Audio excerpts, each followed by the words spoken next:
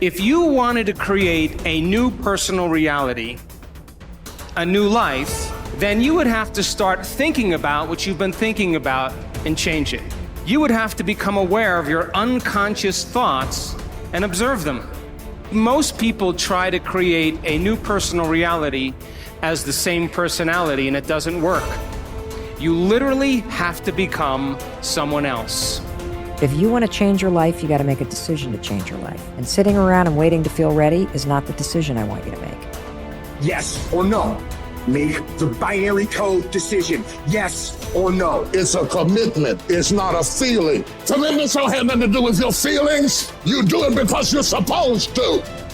So as you're looking at the choices that are before you, where you've got a path that's well trodden, you've got a path that literally is invisible and won't become something until you step on it, you have to understand that that's what this life is meant to be, and that the only frustration that you will look back on with tremendous regret is knowing that you did what was easy, even though it wasn't you.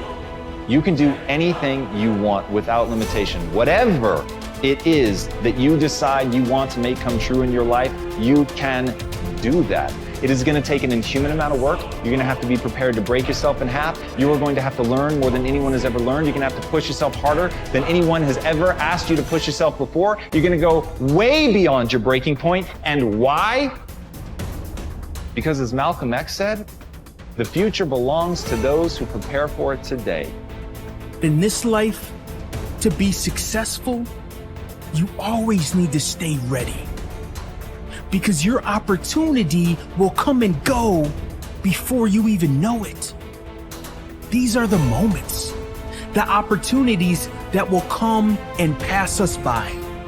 And it's about taking the time to prepare so we can capture the moment, so that we can win that very moment. Successful people know that if you stay ready, you don't need to get ready. You do not prepare to be against the world. You prepare to act reasonably within a chaotic world where not everybody is as well prepared as you are. The question is, will you do it for yourself?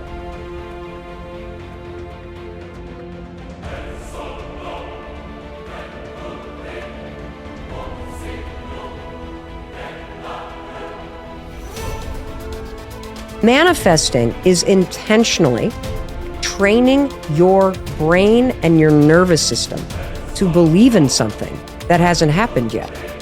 That's what manifesting is. Manifesting is a power tool.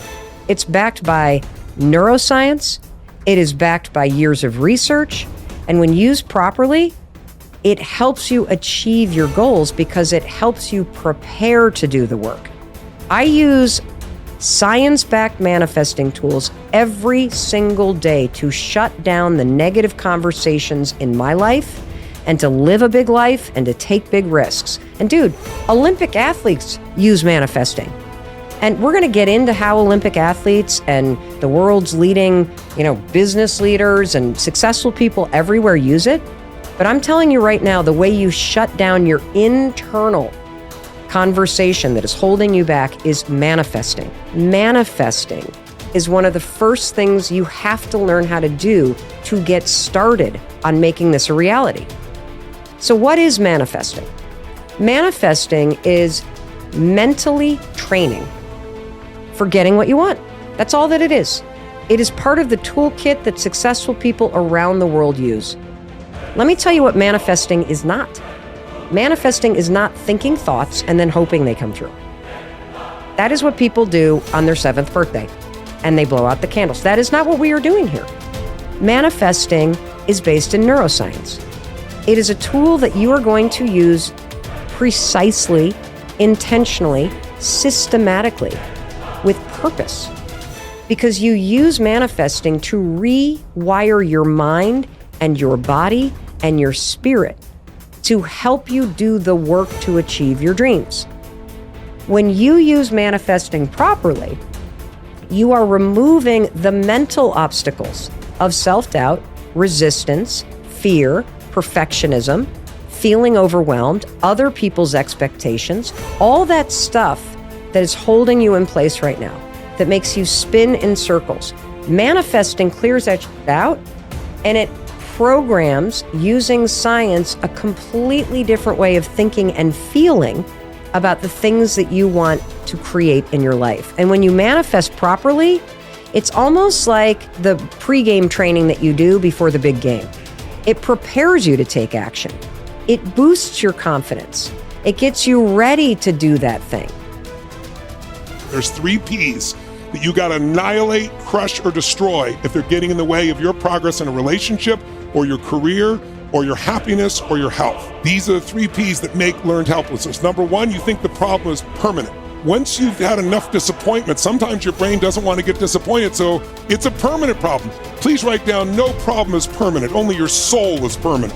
Nothing's forever. Everything changes, everything eventually ends, and something new begins. That's part of life. Those are the seasons of life. The second P that keeps people in learned helplessness so they don't change, this belief's got to be annihilated, broken through, and that it's pervasive. That means that because my relationship's not great, my whole life is horrible. Then you're forgetting you do have health, or you do have friends, or you do have a job, or you do have whatever. I can breathe. And the third one is we think the problem is personal.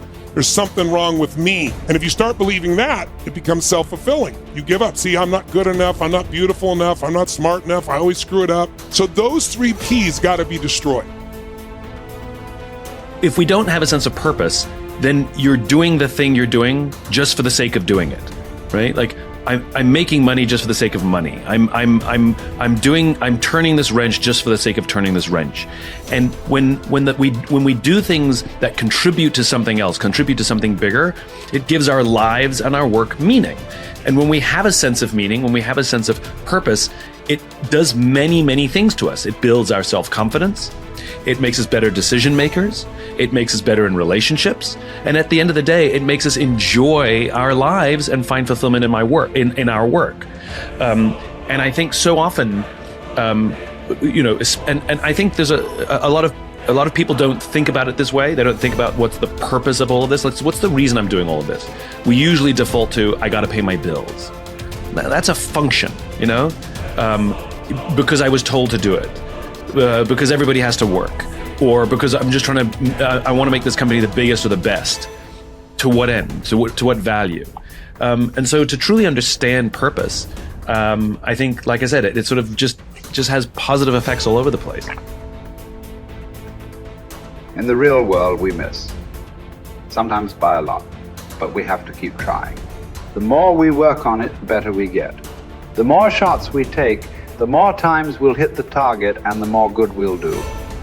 When a philosopher, he said, is exhorting, persuading, rebuking, or discussing some aspect of philosophy, if the audience pour forth trite and commonplace words of praise in their enthusiasm and unrestraint, if they even shout, if they gesticulate, if they are moved and aroused and swayed by the charm of his words, by the rhythm of his phrases, and by certain rhetorical repetitions, then you may know that both the speaker and his audience are wasting their time, and that they are not hearing a philosopher speaking but a flute player performing. But this inner battle, as Martin Luther King Jr. would later call the Civil War between the North and South of our souls, rings true to any person with a shred of self-awareness.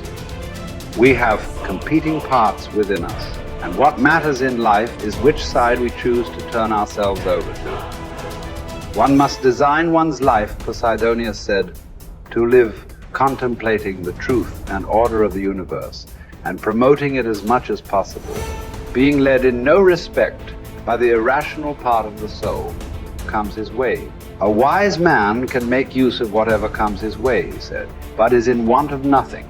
On the other hand, he said, nothing is needed by the fool, for he does not understand how to use anything, but he is in want of everything. There is no better definition of a Stoic. To have but not want, to enjoy without needing. The ending day sees them brought low. If the breaking day sees someone proud, the ending day sees them brought low. No one should put too much trust in triumph. No one should give up hope of trials improving. Clotho mixes one with the other and stops fortune from resting, spinning every fate around. No one has had so much divine favor that they could guarantee themselves tomorrow. God keeps our lives hurtling on, spinning in a whirlwind,